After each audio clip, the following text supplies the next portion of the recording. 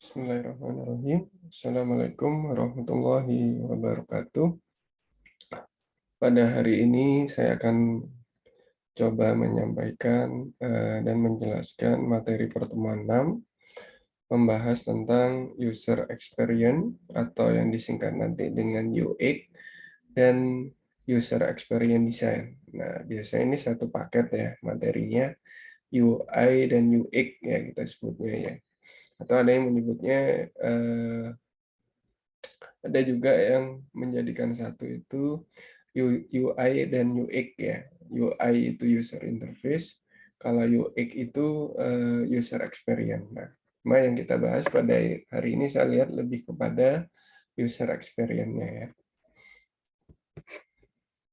User experience itu apa ya, bagian penting ya nanti ketika berbicara pengalaman dari si pengguna ketika menggunakan sebuah aplikasi, nanti coba diterapkan pada saat pengembangan sebuah aplikasi juga.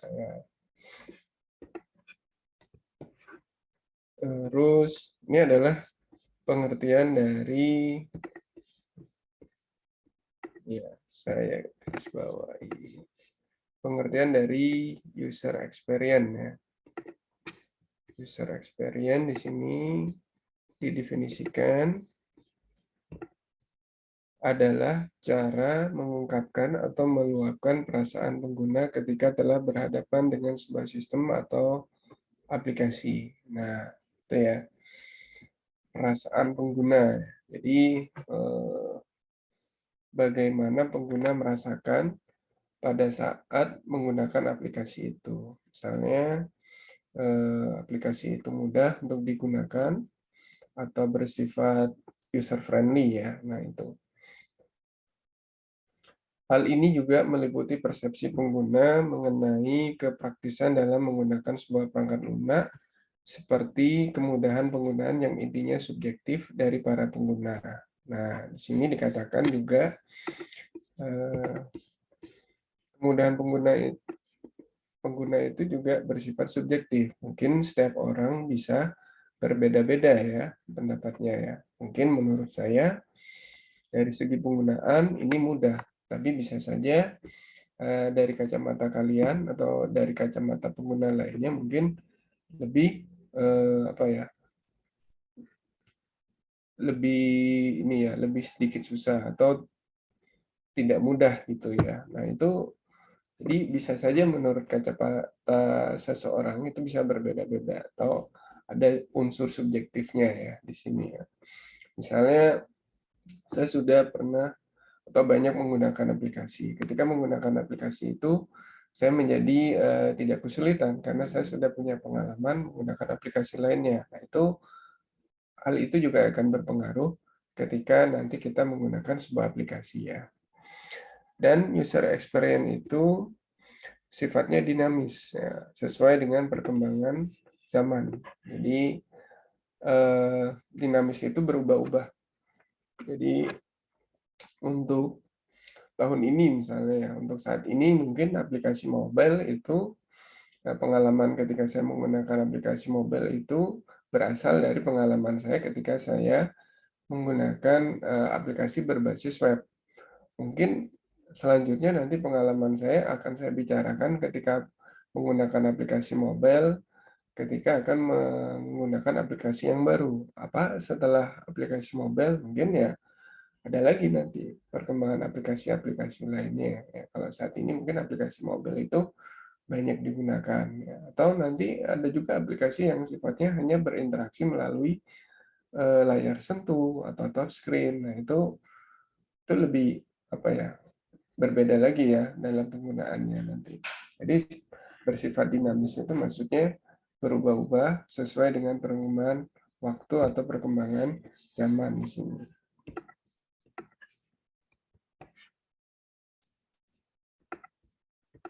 Ini adalah hubungan UI, ya, user experience dengan aspek-aspek pengguna. Ya, jadi pengalaman ketika kita menggunakan sebuah aplikasi nanti berhubungan dengan aspek pertama adalah usability. Usability itu adalah kemudahan dalam menggunakan aplikasi itu. Ya. dalam pengalaman saya dalam menggunakan aplikasi itu gimana, mudah atau tidak ya. Terus look, user, feel, bagaimana perasaan saya ketika menggunakan aplikasi itu. Karena mudah membuat saya menjadi senang untuk menggunakan, atau saya menjadi bergembira ya untuk menggunakan. Terus dari segi penglihatan mungkin bersifat menarik aplikasi itu, sehingga nanti saya juga tertarik untuk menggunakannya atau mudah untuk menggunakan. Nah, termotivasi lah, motivasi saya untuk menggunakan. Nah, itu adalah hubungan antara UX ya, atau user experience dengan aspek-aspek pengguna. Nah, user experience membutuhkan pengguna untuk menjawab beberapa pertanyaan. Nah, pertama adalah, bisakah pengguna menggunakan aplikasi? Yang kedua, apakah user bisa mencari? Ya, jadi, kalau kita lihat di sini adalah user experience membutuhkan pengguna untuk menjawab beberapa pertanyaan, di antaranya apakah sudah memenuhi ekspektasi, apakah pengguna ingin menggunakannya, apakah sistem dibutuhkan, apakah bisa dipercaya, bisa diakses atau tidak ya. Jadi lebih kepada apa ya, kalau saya lihat user experience itu pengalaman dari si pengguna pada saat menggunakan aplikasi ya. Terus ini beberapa alasan pentingnya user experience-nya. Yang pertama adalah ketika kita mengembangkan aplikasi berdasarkan pengalaman, itu adalah nantinya akan memudahkan dari si user atau memudahkan si pengguna. User experience di zaman sekarang atau di zaman now ya kita sebutnya, akan mempermudah pengguna dalam menggunakan sebuah produk. Karena sebuah produk harus memiliki aspek-aspek terkait dengan user experience. Hal ini berkaitan juga dengan aspek usability mengenai sebuah produk. Jadi ketika kita menggunakan sebuah produk atau sebuah aplikasi ya, itu berasal dari user experience kita, ya, atau berdasarkan dari pengalaman kita menggunakan aplikasi lainnya sebelumnya, coba kita terapkan pada aplikasi yang kita buat. Yang kedua adalah meningkatkan minat pengguna. Jadi mengapa perlu adanya user experience? Yang pertama untuk meningkatkan minat pengguna. Minat pengguna tentunya untuk menggunakan aplikasi. Selain memudahkan, user interface juga bisa menarik perhatian pengguna untuk menggunakan produk yang serupa karena kemudahan dalam menggunakan produk yang dipasarkan. Tujuan penciptaan produk oleh developer harusnya supaya banyak pengguna yang menggunakan. Nah, bagaimana kita meningkatkan minat pengguna itu salah satu tantangan juga ya. Nah, tentunya berdasarkan pengalaman ya, atau berdasarkan user experience, baru kita terapkan pada aplikasi yang akan dikembangkan. Nah, itu yang biasanya dilakukan oleh developer ya, developer atau pengembang aplikasi ya. Yang ketiga, menjadi faktor kesuksesan. Semakin banyak peminat dari suatu produk, pastinya juga meningkatkan permintaan terhadap suatu. Dalam hal ini, pengguna akan semakin banyak dan developer akan diminta untuk melakukan update produk. Hal inilah yang membuat suatu produk dikatakan sukses. Nah, salah satu indikator sebuah aplikasi itu sukses biasanya adalah pertama, menjawab kebutuhan dari si pengguna atau menjawab kebutuhan dari si user. Sehingga menyebabkan apa? Karena itu menjawab kebutuhan dari si user, maka peminatnya menjadi banyak, penggunanya menjadi banyak ya. Sehingga apa? Suatu saat aplikasi itu akan terus diminta untuk dikembangkan. Biasanya kalau Anda lihat versi dari aplikasi itu alpha, beta, gamma baru diluncurkan atau dikomersilkan ya. Awalnya bersifat free, ya, nanti setelah oke atau setelah jadi komplit baru dikomersilkan. Biasanya seperti itu ya kalau saya lihat ya. Terus Yang keempat, pasti memiliki user interface yang baik. Ya. Jadi kalau kita mengembangkan sebuah aplikasi berdasarkan pengalaman atau berdasarkan experience, nah itu apa ya, bisa menyebabkan atau mendapatkan aplikasi yang kita buat itu tampilannya itu bisa bagus ya, karena kita berkaca dari pengalaman sebelumnya ya kan, sudah ada pengalaman lah istilahnya, sudah ada bahan. Di sini disebutkan jika suatu produk memiliki user interface yang baik, seperti tampilan yang sederhana, akan tetapi menarik, hal ini disebabkan karena user experience dari pengguna jugalah baik, sehingga menghasilkan produk yang bagus, seperti perangkat lunak yang ada di pasaran saat ini. Nah, contoh kalau Anda lihat perkembangan dari Windows ya. Nah, Windows itu kan adalah sebuah software yang masuk dalam kategori sistem operasi. Nah, kalau Anda lihat kan perkembangannya dulu mulai dari zaman saya, tampilannya itu Windows 3.1, tidak sebagus saat ini. Berkembang menjadi Windows 95, berkembang lagi menjadi Windows 2000, ada Windows XP, ada Windows, nah terus seperti itu ya, berkembang. Nah itu berdasarkan dari user experience dari pengguna, dari pengalaman pengguna. Mungkin sebelumnya tampilannya kurang bagus, ditingkatkan. Terus ada fitur yang kurang, misalnya, atau fasilitas yang kurang dari Windows, ditambahkan lagi. Nah, terus seperti itu, sebuah software itu akan digunakan, akan mengikuti perkembangan zaman, ya, akan melengkapi dari kekurangan sebelumnya.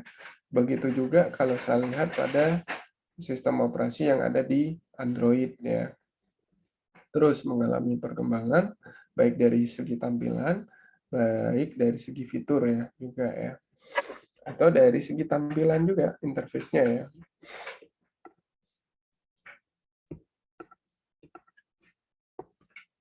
Yang kelima, menjadi pesaing produk lain. Nah, contoh di sini ada produk-produk yang sudah diluncurkan di pasaran.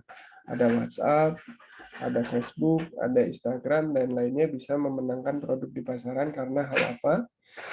Karena pengembang sistemnya menggunakan user experience yang baik meskipun hasil luaran dari sistemnya sederhana dan memiliki fitur yang kurang lebih sama dengan pesaing lainnya. Hal itu dikarenakan dalam penggunaan user experience yang baik secara keseluruhan dari pengembang sehingga menghasilkan produk yang menarik serta user interface yang baik. Jadi contohnya ya saat ini yang sudah ada di pasaran yaitu WhatsApp, ya, Facebook, Instagram, itu kenapa itu banyak digunakan? Ini salah satu faktornya karena apa? Mungkin salah satu dari tampilannya yang menarik dari pengguna, selain dari fasilitas yang dimiliki. Tapi terkadang saya lihat juga ada sebuah produk yang dari segi tampilan kurang biasa ya, sederhana, tapi dari segi penggunaan dia sangat bermanfaat. Contoh seperti search engine Google. Nah, kalau Anda lihat di Google kan cuma textbox, terus button search, nah itu sederhana dia ya, tapi kegunaannya itu yang menarik dari si pengguna ya. Nah itu ada juga yang satu sisi seperti itu, dari segi tampilan mungkin kurang, dari segi tampilan sederhana, tapi dari kegunaan sangat penting gitu ya. Kalau mungkin kalau WhatsApp, Facebook, dan Instagram itu dari segi tampilan pasti sudah menarik sehingga memotivasi pengguna untuk menggunakan. Nah, ini adalah aspek-aspek pemahaman dalam user experience-nya. Yang pertama adalah berubah-ubah. Perlu dijelaskan ke pengguna bahwa dalam pengembangan user experience itu selalu berubah-ubah dan tidak pasti. Google, WhatsApp, dan Twitter saja pasti memiliki fitur yang berubah-ubah mengikuti zaman dan permintaan dari penggunanya. Nah, yang namanya tampilan atau interface, ya contohnya ya, itu harus bersifat dinamis karena kita mengikuti perkembangan apa waktu, ya, perkembangan zaman lah istilahnya ya. Mungkin seperti dulu yang populer pada saat saya belajar mungkin aplikasi berbasis web. Tidak sebagus tampilan saat ini yaitu aplikasi berbasis mobile yang bisa dijalankan di smartphone. Ya. Nah, Karena perkembangan waktu, perkembangan zaman, sehingga apa? Nanti ada permintaan bagaimana aplikasi tadi bisa dijalankan di smartphone atau di pengguna seluler. Sehingga apa? Menyebabkan tampilannya itu harus mengikuti, harus dinamis, terutama interface-nya ya. Yang awalnya kita buka di komputer, di laptop, di desktop, bagaimana jika itu tampilannya dibawa ke aplikasi mobile. Pastinya lebih kecil, ya, lebih terbatas, nah, sehingga ada perubahan tampilan di situ ya. Nah, itu yang perlu dipikirkan tantangannya saat ini ya. Sehingga berubah-ubah kan. Kalau dulu aplikasi berbasis web, sekarang berubah menjadi mobile gitu ya.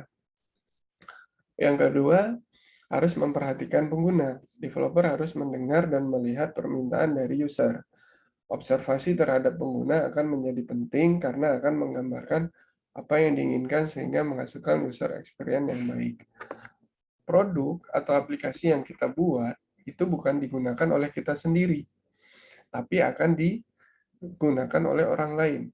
Nah, misalnya saya sukanya mengenai warna itu saya suka warna kuning misalnya. Tapi ketika saya bikin produk, saya tidak boleh egois dong, karena ini akan digunakan oleh anak-anak, berarti saya ambillah kira-kira warna-warna apa saja ya yang umum disukai gitu.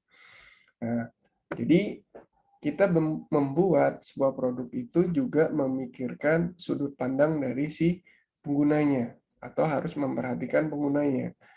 Nanti aplikasi atau produk yang akan kita buat itu digunakan oleh siapa? Anak-anak, dewasa, atau orang tua. Kalau orang tua, mungkin saya lebih dominankan teks-teksnya ya daripada gambar-gambar gitu ya. Teksnya agak dibesarin karena mungkin dari segi penglihatan ketika yang digunakan oleh orang tua harus lebih jelas gitu ya. Tapi kalau anak-anak pasti dominannya nanti gambar kan, karena dia lebih suka biasanya fasilitas secara umum kalau anak-anak saya lihat lebih sifat yang bersifat icon ya atau yang gambar daripada yang harus bersifat teks gitu ya. Nah, itu perlu dipikirkan nanti ya. 3, tidak memiliki metodologi. User experience tidak memiliki langkah-langkah yang harus diikuti sesuai standar itu sendiri karena user experience lebih ke cara untuk pendekatan tertentu dan bukan dari tahapan standar. Jadi tidak ada step-stepnya ya. Beda dengan ketika kita mengembangkan sebuah software. Misalnya kita bisa menggunakan metode atau model SDLC, Software Development Life Cycle, analisa, desain, implementasi, pengujian. Tapi untuk user experience atau ketika kita menggunakan interface, membuat interface contohnya itu tidak ada tahapan yang pakem atau yang standar seperti itu ya. Pasti yang berbicara tadi kita membuat berdasarkan sudut pandang dari si penggunanya atau berdasarkan si ya tadi ya penggunanya siapa kan, orang tua, anak-anak, remaja, itu perlu diperhatikan ya. 4, pengguna user interface, bukan user interface. User experience itu penerapannya lebih daripada user interface. User experience digunakan sebagai landasan dari user interface dalam pembuatan produk. Jadi bukan hanya kita membuat user interface, tapi pengalaman kita, ya, pengalaman si pengembang itu akan dituangkan ketika akan membuat antarmuka atau interface-nya. Interface yang baik itu akan bisa menjadi komunikasi yang baik juga antara si pengguna dengan sistem. Ya.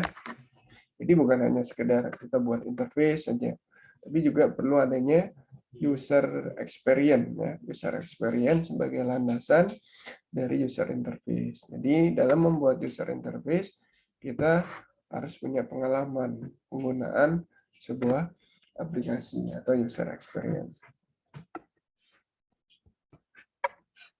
5, testing pada pengguna. Langsung bisa dicoba kepada pengguna untuk kemudian akan ada feedback, entah itu kekurangan maupun kelebihan dari produk. Dalam hal ini biasanya produk akan bersifat beta dalam masa pengujian tadi. Jadi ya, kan ada versi-versinya ya. Misalnya ketika belum lengkap, belum dikomersialkan, biasanya berikan kepada si pengguna, dibuat free. Nih, coba silakan dicoba, dilempar kepada pasaran. Kira-kira kekurangannya apa nih? Sehingga kita menunggu si developer itu menunggu pendapat dari si pengguna atau berupa feedback, ngasih rating, ngasih komentar. Nah, itu nanti dikumpulkan, dianalisa, oh, orang lebih berbicara tentang tampilannya yang kurang. Kurangnya di mana? Atau orang melihat kegunaannya kurang. Kurangnya di mana? Nah, itu akan menjadi perbaikan untuk launching software selanjutnya. Nah, itu ya. Itu tujuannya dari pengujian atau dari testing. Jadi kita biar tahu kekurangan dari produk yang sudah dibuat. Ya. Yang keenam, bukanlah usability. Ya. User experience mencakup hampir keseluruhan hal yang dialami oleh user, berbeda dengan usability yang hanya mencakup sebagian dari user experience. Jadi usability itu kemudahannya. Jadi tapi kalau user experience itu lebih kepada bagaimana yang dialami oleh si pengguna. Mudah, terus bagaimana perasaannya, lebih sulit, atau menjadi senang menggunakannya karena dibantu oleh aplikasi itu. Nah, itu yang ada di user experience, ya. Bukan hanya sekedar mudah atau tidak, yang ada di pada usability, ya. 7, sulit dikerjakan sendiri. Ya.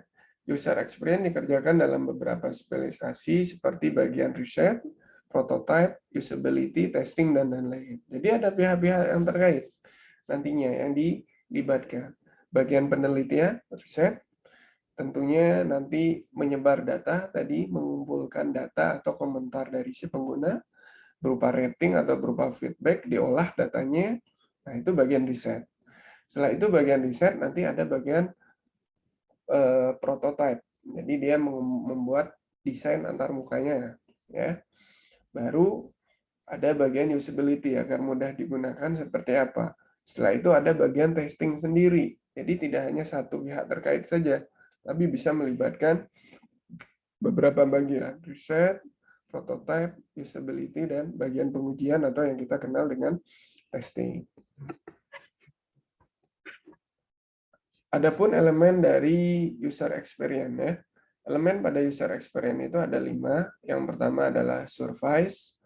Surface ini berkaitan dengan perancangan sensori desainer yang meliputi bagaimana panca indera manusia berinteraksi, mulai dari mendengar, menyentuh, mencium, dan merasakan. Nah, produk, interaksi manusia atau interaksi user atau pengguna dengan produk atau dengan aplikasi itu bisa melibatkan beberapa hal.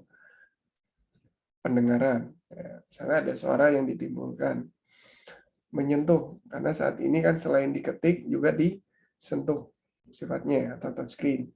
Ada juga yang misalnya nanti ada produk-produk yang sifatnya yang berhubungan dengan indera penciuman, ya, atau ada yang juga dirasakan. Nah, ada produk-produk yang seperti itu, ya. Terus, nah contoh yang untuk yang produk Google, ya, searching bukan hanya diketik kan, sekarang bisa menggunakan via voice atau menggunakan suara. Itu elemen pada user experience juga perlu diperhatikan. Yang kedua adalah skeleton, ya. Skeleton ini berguna untuk memikirkan interface desain yang meliputi atribut-atribut produk. 3, structure. Structure ini bermakna memahami perilaku dan pemikiran user dengan tujuan dapat memahami dalam penentuan struktur produk agar sesuai dengan keinginan user. Ya, strukturnya, ya, struktur dari ya salah satu nanti kan akan diterapkan pada antar muka, ya. Keempat adalah scope, ya, atau batasan. Scope ini berguna untuk memilah apa yang akan dibuat dan apa yang akan tidak dibuat. Dan produk dibagi dua menurut sifatnya, yaitu produk sebagai fungsionalitas dan produk sebagai informasi. Nah, itu ya. Contoh dari aplikasi kan. Kalau kita berbicara aplikasi, itu ketika digunakan, itu keterkaitan dengan fungsinya dia sebagai apa, dan sebagai apa yang dihasilkan oleh si aplikasi. Nah, outputnya pasti menjadi informasi kan, ya itu ya. fungsinya apa, membantu misalnya dalam pekerjaan apa aplikasi itu. Nah, terus yang kelima adalah strategi.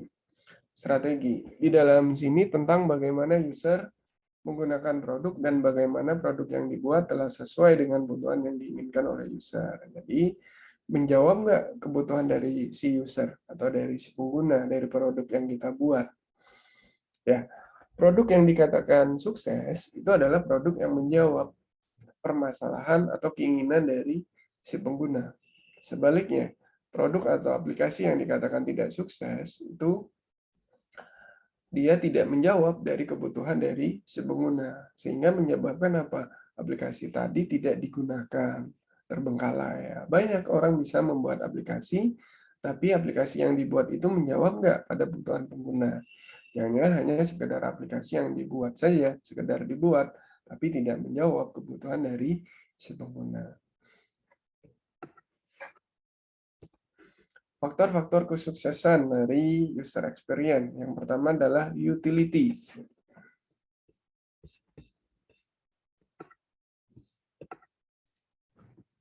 Ya, gagal tidaknya dari user experience yang pertama adalah utility untuk mengetahui nilai atau rating subjektif dari suatu isi dan fungsi untuk batasan target tertentu. Jadi tadi ya kita menyebar feedback ketika aplikasi mau di launching, kita keluarkan versi yang beta dulu. Kita ingin tahu nih, kita testing dulu, ingin tahu tanggapan dari si pengguna itu apa, ya komentarnya apa, dia ngasih rating apa, berapa misalnya.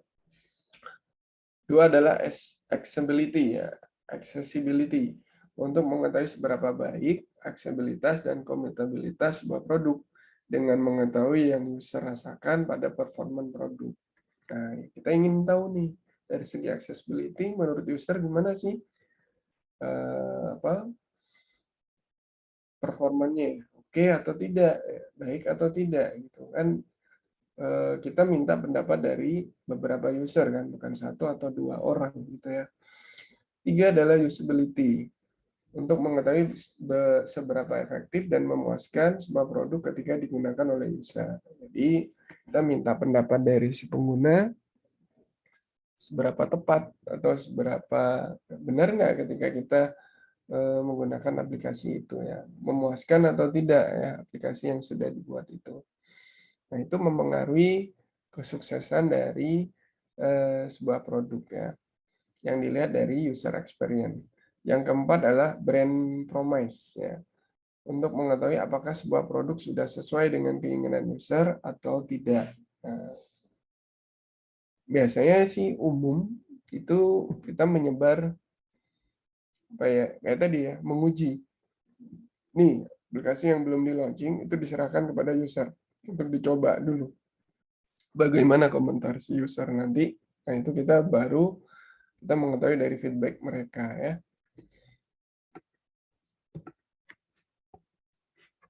User experience design mempunyai sebuah makna ya. Yang kedua yaitu user experience design atau bagaimana mendesain user experience. User experience design mempunyai sebuah makna yaitu suatu proses yang dilakukan developer mencoba untuk menentukan desain apa yang terbaik untuk pengguna dengan mengacu pada pengalaman pengguna yang melibatkan kondisi yang dibutuhkan pengguna. Nah, sini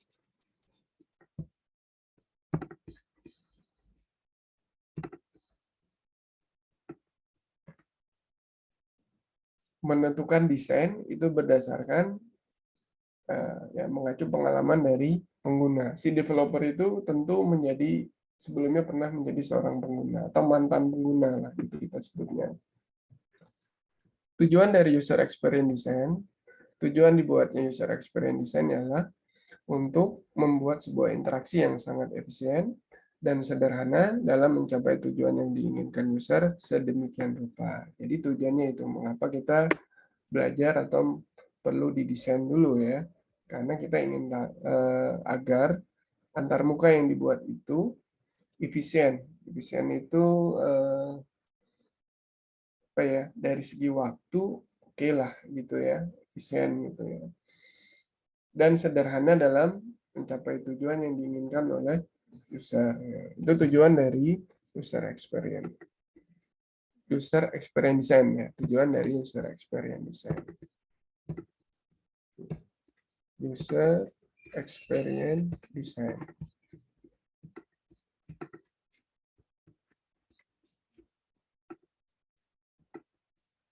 Terus adalah selanjutnya komponen-komponen user experience design. Ya. Pertama adalah usability, kedua desain interaksi, tiga desain visual, keempat information architecture, kelima adalah strategi konten, enam adalah user research. Perbedaan user experience dengan user experience dengan user experience design ya. Jadi apa yang dikerjakan ya nanti. Yang pertama adalah user experience itu usaha untuk menghasilkan produk seperti website, aplikasi smartphone, aplikasi desktop yang berpusat pada kebutuhan dan keinginan pengguna. Tetapi pada experience design itu lebih kepada proses meningkatkan kepuasan pengguna. Ya, jadi lebih kepada peningkatannya. Ya, kalau user experience bagaimana menghasilkan, terus pengguna aplikasi, pengunjung website yang diberikan dalam interaksi antara pengguna dan produk. Yang kedua adalah proses visual untuk membimbing pengguna melalui interface produk yang interaktif di semua ukuran atau platform. Jadi pada experience design, proses pengembangan dan peningkatan interaksi kualitas antara pengguna dengan semua aspek perusahaan. Ketiga, user experience bertanggung jawab atas pemindahan kekuatan merek dan aset visual ke dalam interface produk untuk meningkatkan pengalaman pengguna. Sedangkan experience design bertanggung jawab atas proses penelitian, pengujian, pengembangan, konten, dan prototyping untuk menguji hasil kualitas. 4. Bidang digital yang mencakup tanggung jawab untuk bekerja sama dengan pengembang atau kode atau coding untuk user experience, tapi pada experience design lebih kepada praktik non-digital atau ilmu kognitif ya, yang dipelajari. Namun digunakan didefinisikan pada industri digital. Nah, tuh, jadi kalau saya lihat user experience itu lebih kepada bagaimana menghasilkan produk yang baik, tapi kalau experience design itu lebih kepada bagaimana meningkatkan kepuasan dari si penggunanya.